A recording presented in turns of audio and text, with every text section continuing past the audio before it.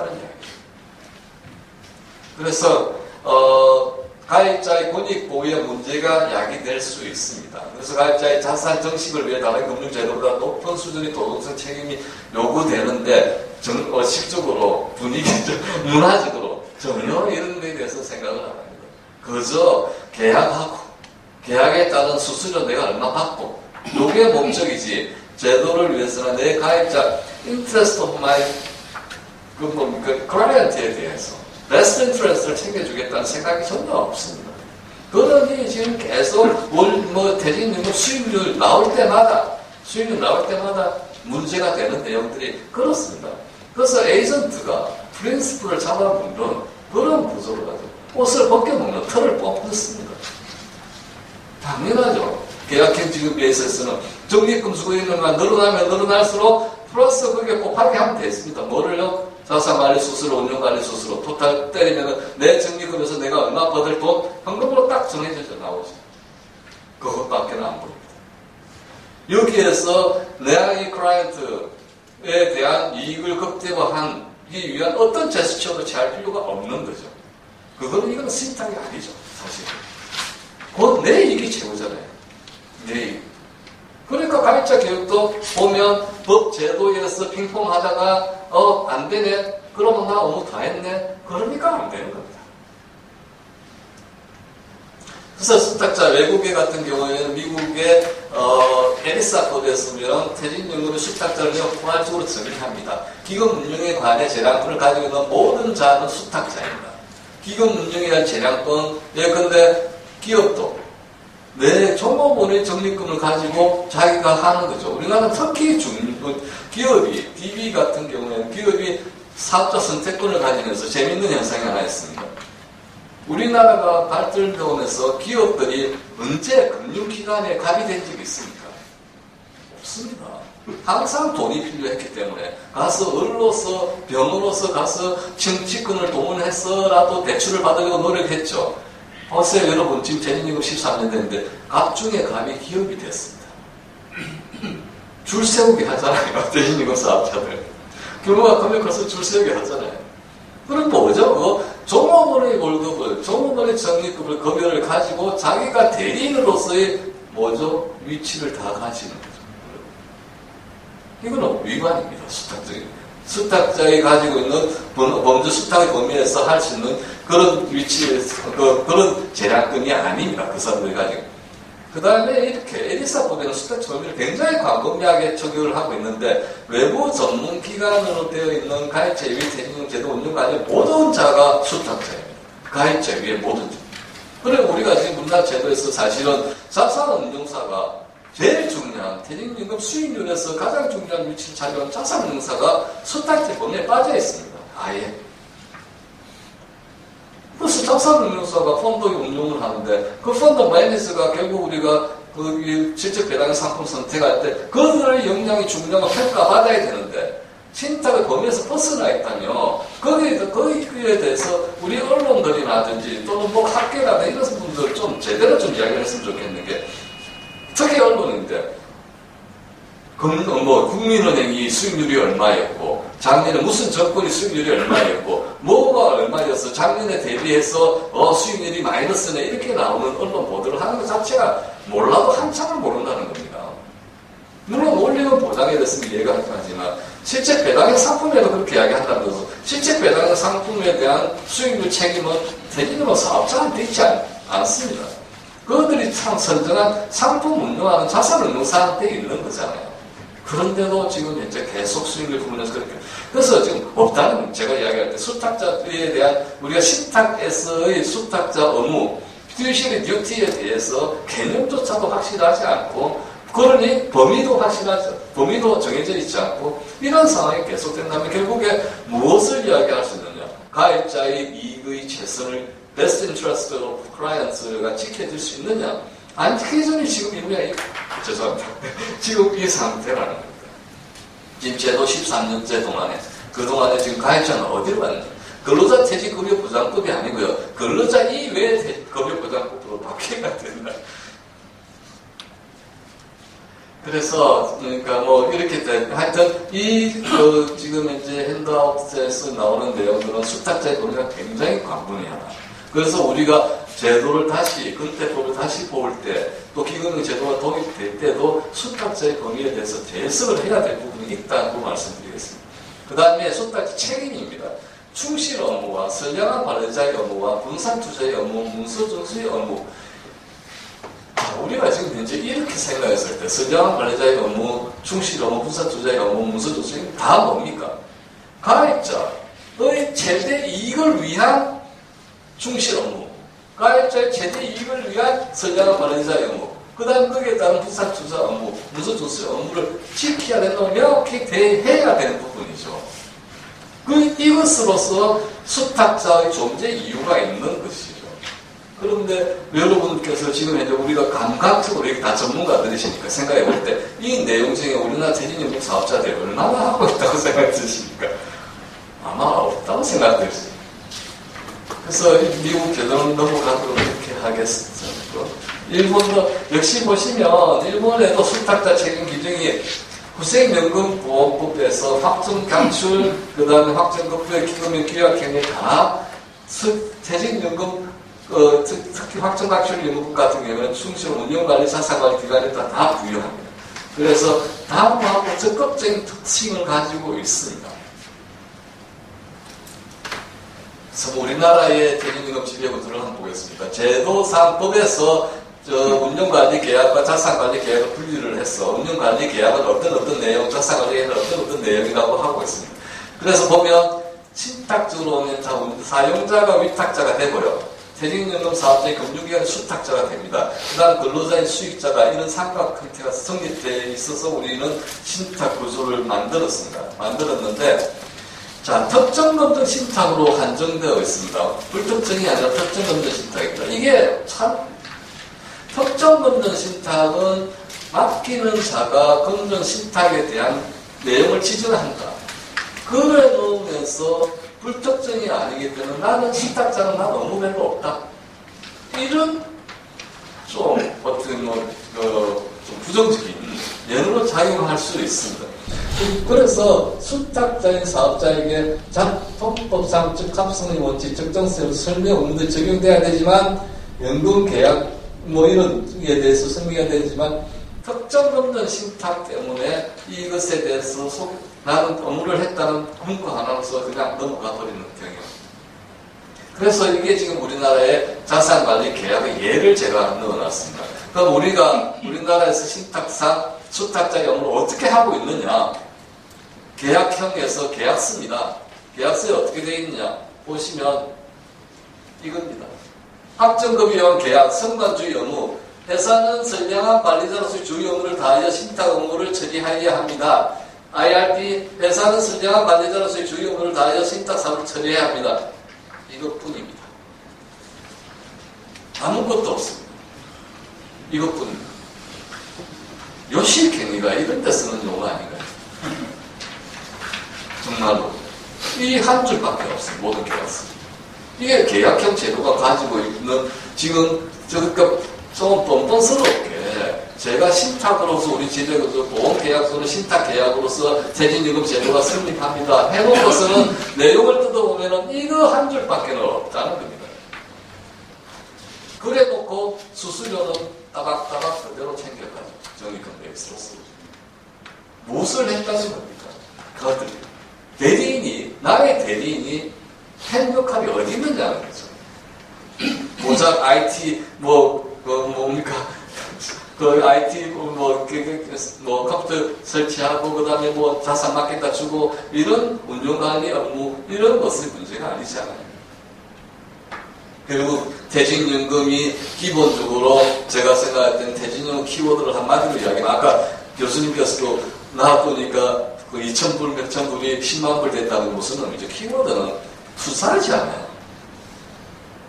즉 뭐냐면 퇴직연금 자산에 세제 혜택을 줄 테니 너희가 회사가 하든 개인이 하든 자산을 잘 운용해서 투자를 해서 노후를 따뜻하게 따뜻하게 보내십시오 하는 게 퇴직연금 제도인데 투자를 하려면 비전문가가 수탁자한테 맡겨놓고 그 수탁자가 자산을 불려줘야 할 업무를 다 해야 되는 것이 기본 아닌가요? 그런데 이것만 또 이렇게 해놓고서는 그걸로 끝입니다.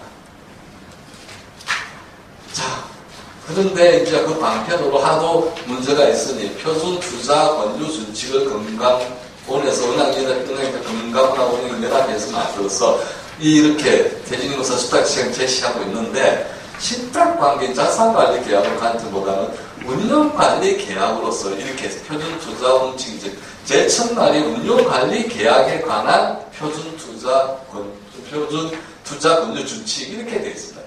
그래서 특정금전 신탁이 판매된 경우 해당 금융기관은 형식적으로 적정성의 원칙을 준수했던 서명을 받아둠으로써 손해배상 책임을 받아두면서 손해배상 책임을 안 지게 되는 그런 구조를 가져가고 있습니다. 그래서 아까 말씀드렸듯이 표준 투자 권유 준칙 제1조가 퇴직연금 운용관리 업무를 수행하는 사업자가 지켜야 될 내용으로 되어 있습니다. 사실 우리나라 퇴직연금에서 운용관리 업무는 사무보호 업무에 해당되는 내용들이죠. 그 표준 투자 권유 준칙이 운용관리 업무에 해당되는 경우가 아니죠. 다시 이야기하면 퇴직연금 자산관리 업무를 수행하는 사업자가 빠져있다는 자산관리 부분이. 그런데 무슨 표준 투자 권유 준칙이 되느냐죠. 그러니까 이거에 대해서 확장을 사실은 표준 투자 준칙은 주로 투자 권유 여기에 관련된 내용인데 운용관리 업무를 수행하는 자가 지게 만들어놨습니다. 이거는 막 되는 거죠, 사실은. 그래서 자산관리 기관의 표준 투자 권유 준칙을 자산관리원을 포함시켜서 이야기를 해야 될 게 빠져 있습니다. 특히 저희가 주장하는 상품 제공기관, 자산운용사의 책임관리도 같이 넣어야 된다고 생각합니다. 제가 좀 여기 자산운용사도 있지만 자산운용사가 좀 올해를 기금형 제도 도입을 계기로 좀 커밍아웃을 해야 된다고 생각하는 게요. 제도에서 더 큰 이익을 얻고 퇴직연금 제도에서 그 퇴직연금 적립금이 우리나라에 아무리 자본시장을 뜯어봐도 앞으로 성장할 시장은 퇴직연금 쪽밖에 없을 겁니다. 그렇다면 이 시장에 자산운용사가 정말로 책임을 다하는 수탁자로서 들어와서 책임과 업무를 통해서 성과를 가져가라고 좀 이야기를 하고 싶습니다. 지금 퇴직연금 사업자가 초갑의 위치에 있다는 건 알겠지만 그 뒤에 숨어서 수수료 따먹기 어프로치를 해서는 안 된다고 생각합니다. 그렇게 계속 지금 현재로 수수료 베이스의 자산운용관리의 마케팅이 이루어진다면 결국에는 수익률에 대한 재고는 또 뒷전으로 밀려날 겁니다. 그건 아니죠. 우리가 생각할 때 커미션 베이스에서 지금 다들 퇴직연금에서 다 커미션 베이스 어프로치를 하는데 피 베이스 어프로치에 대한 사고방식을 바꿔야 된다는 거죠. 내가 잘하는 것을 통해서 이익을 더 얻겠다고 생각해야 되는데 나는 최소한을 하고 그게 너무 커미션만 먹겠다고 다들 그렇게만 생각합니다. 특히 퇴직연금 사업자가 더 그렇고 그 다음 자산운용사도 좀 크게 반성해야 된다고 생각합니다.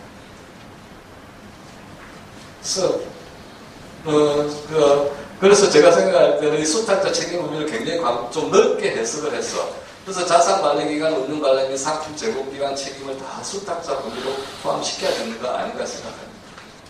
그래서 수탁자 집 개선 방향 퇴직연금 사업자 부분인데요. 자산관리기관은 신탁자로서의 책임, 자산운용기관은 집합투자자로서의 책임, 자산운용 판매업자는 투자매매 종료업자의 책임이 이 부분이 지금 우리 근태법에서 녹여 들어가야 될 내용이라고 생각합니다. 지금까지 아직까지도 제도 도입기라고 생각해서 그동안의 계약행 베이스에서 이루어졌던 내용이 인정되더라도 이제는 도약을 하려면 제도가 제대로 정착을 하려면 수탁자의 책임, 즉 이해관계자들의 역할과 책임과 의무와 그들이 가지는 어떤 성과에 대해서도 명확히 정의를 해야 될 시점이 아닐까. 그렇다면 이 내용이죠. 자산관리기관은 신탁업자로서의 책임에 대해서 명확히 하자. 자산운용기관은 집합투자로서의 책임, 분명히 집합투자로서의 책임을 가지고 있지만 자탄법상에도 있고 근태법상에도 안 지려고 합니다. 그리고 또 문제는 근태법상은 그게 원용하고 떠넘겨버립니다. 그러니까 관리 감독의 대상이 아닙니다. 주인의 돈을 대리인이 가지고 장사를 하는 거죠. 쉽게 이야기합니다. 그 다음에 가입자 같은 경우에는 확정금융 확정기획 가입자는 직접 계획 대상자가 아니기 때문에 근로자 대상 적합성질 설명으로 수탁 책임 부담하지 않는데 수탁자 책임 상대방에 의해서 가장 큰 문제는 가입자 교육으로 또 기술이 된다. 제가 2008년에 제가 담당했던 게 법률성으로 법계좌를 담당했던 부분이 두 가지입니다. 가입자 교육 부분하고 그 다음에 모집인 제도 제가 담당을 했는데 둘 다 좀 이상하게 되었는데 가입자 교육이 그 법을 정하고 다음에 흘러가다 보니까 어떻게 되어 있느냐면요.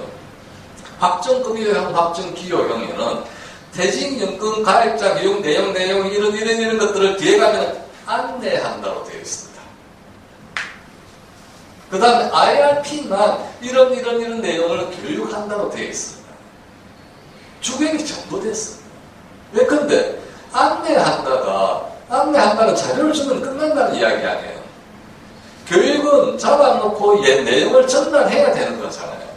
그런데 가장 중요한 가입자 교육이 어느 순간에 가보니까 안내한다로 바뀌어 있으면 교육을 안 해도 된다는 이야기하고 비슷하다. 여러분 이메일 날라오면 열어보는 분 계세요? 여기 대리신 가입자분. 저는 이메일 날라오면 봅니다.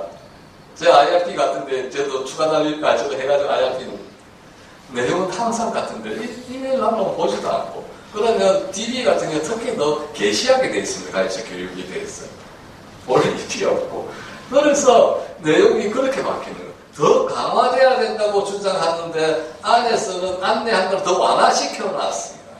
그래 놓고 가입자 교육 이야기를 하면 되겠느냐는 이야기죠. 그런데 아이러니한 교육이 안 될 거라고 보는 IRP를 교육한다고 되어 있습니다. 왜 그렇습니까? IRP는 문제 제기를 안 하거든요. 누가 개인이 모아가지고 문제 제기 교육을 왜 안 시켜주느냐 안 할 거거든요. 그런데 DBDC는 소송이 걸릴 수가 있습니다. 내가 교육을 못 받아서 근데 투자 실패를 했다. 누가 책임질 거냐? 아니다. 안내했다. 교육이 아니고 법상으로 안내했기 때문에 난 책임 없다. 그렇게 합니다. 뭐 설마 그렇게까지는 안 했겠지만 분명히 처음 제도에는 교육을 한다 했었고 이런 내용 교육 항목도 제가 좀 안타까운 그 선배한테 참여를 해서 교육을 한다고 되어 있었습니다. 그런데 지금은 안내한답니다. 한번 보시면 이렇습니다. 안내한다 교육을. 그 다음에 이제 투자문화, 투자자문 활성화 부분 가입자 상품 쓸 때 그 투자문이 좀 중요한데요. 제가 이야기 말씀드렸죠. 우리가 401K 그 다음에 뭐 여러 기금형 제도 이야기하면서 항상 이야기가 수익률, 호주 시프 에메이션 같은 경우는 수익률이 뭐 거기 업무화된 일에 계속 두 자릿수 이상을 가지고 간다. 그 다음에 401K 같은 경우 수익률이 뭐 어떻게 그 자본시장이 급속도로 나아졌으면 뭐 10,000포인트까지 간다. 이런 것의 근본적인 투자입니다. 투자. 자본시장으로 퇴직 적립금이 유입되면서 그걸 바탕으로 기업이 투자를 통해서 성장하면서 수익률을 갖다가 보존해주는 형태죠. 거기에는 뭐가 존재하느냐면 제일 중요한 게 자문이 존재를 하죠. 그런데 우리는 이 자문 기능이 없습니다. 솔직히 고백하자면 퇴직연금 사업자 위주로 제도가 도입되다 보니 퇴직연금 사업자는 자문사가 아닙니다. 그러니까 자문 기능에 대한 역할을 규명해 놓지도 않았습니다. 그래 놓고는 지금 현재 자문 비슷한 역할을 퇴직연금 사업자가 하려고 하죠. 그러면 이게 자문이라는 것에 대한 라이센스가 퇴직연금 건태법상에 어떻게 녹아 있느냐? 그런데 거기에서 법상에 부여되어 있는 역할이냐? 아니거든요. 없거든요. 그런데도 자문을 합니다. 어떻게 해요? 은행이, 보험사가 자문, 그러니까 자문 라이센스를 가지고 있으면 되는 거 아니냐. 이렇게 두루뭉실하게 넘어가면서 자문이라는 기능이 들어갈 여지를 갖다가 막는 형태로 움직이고 있다는 거죠. 그래서 별도의 투자 자문업자로 자문을 받는 것이 나을 수 있다고 상기시켜 주어야 되는 의무를 부여하는 것조차도 없습니다. 그래서 가입자, 특히 IRP가 확대된 상황에서 투자 자문, 내가 수익률을 올리기 위해서 투자 자문에 대한 내용을 상기시키는 교육이라도 받았다면, 운용가격기관은 이렇지만 퇴직금 삭제는 내가 자문을 받을 수도 있구나. 그럼 돈 어디서 받지? 이런 데에 대한 교육 내용이 들어가야 가입자 보호가 그나마 될 거 아니겠습니까? 근데 지금 현재 제도상으로 어디에도 그런 여지가 없습니다. 그래서 이제 꾸역꾸역 끌려가는 겁니다. 수익률은 주는 대로 받는 게 수익률이고, 내야 될 돈은 내가 당연히 내야 되는 내 돈, 그 수수료고, 이런 식으로 포착화되어 간다고. 그래서 수탁자 책임 규제에서 기금형 부분입니다. 제가 이제 기금형에 대해서 이야기 좀 하자면, 기금위원회 이사회 등에 대한 제도 등과 관련해서 하기 어렵지 않겠느냐. 그래서 더욱더 제가 강조하는 것은 이 기금위원회와 이사회에 대한 엄격한 수탁자 업무에 대해서 명확해야 된다. 특히 유교적 한국 문화에서 좋은 게 좋은 걸로 넣어나가는 큰 사고가 터질 수 있다고 저는 봐집니다. 그래서 그 감시 기능 체계를 더욱더 수탁자 감시 견제 장치 마련이 절실히 요구된다. 정부 차원에서 감시에 대한 독립기구, 특히 거기에는 가입자 교육도 포함시켜서 감시에 대한 독립기구를 지금 현재 이원적인 노동부, 금융감독원, 금융위 이원적 지금 현재 감시 기능으로서는 안 될 것 같다. 독립적이고 그 자유로, 그러니까 전문적인 감시 기구를 만드는 것이 기금융 제도에서 필요하다 생각합니다. 네. 네, 지금 발표 시간에 다 됐는데, 그래서 제가 정리를 하자면, 지금 우리나라 퇴직연금 제도에서 가장 필요한 건 수탁자 업무에 대해서 다시 한번 생각을 해야 된다. 왜 그러냐? 지금 계약행 베이스는 그나마 괜찮게 넘어갈 수 있었는데, 그게 계약행 베이스는 심플하지만 수급권에 대해서 큰 어떤 흔들림이 없는데, 이제는 문제는 뭐냐면, IRP가 확대되면, 바게닝 파워가 절대 열세인 개인들을 보호할 수 있는 메커니즘에서 다시 수탁자를 다시 그려야 된다. 특히 가입자 교육 문제에 있어서는 다시 한번 문제를 재정리를 해야 된다.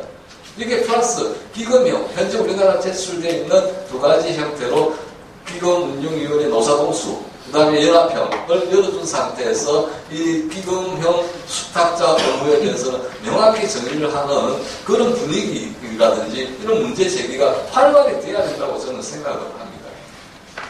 그래서 이 취지로서 여기 참여하신 분들이나 해서 다시 한번 좀 리마인드 한다든지 보는 뷰포인트를 조금 문제 제기 차원에서